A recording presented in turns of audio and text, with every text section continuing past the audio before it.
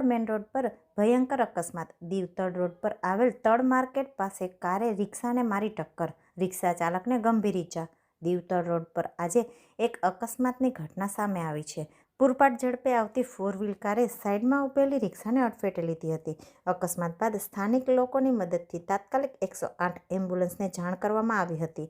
ઈજાગ્રસ્ત ડ્રાઈવરને વધુ સારવાર માટે તાત્કાલિક ઉના હોસ્પિટલ ખાતે ખસેડવામાં આવ્યા હતા।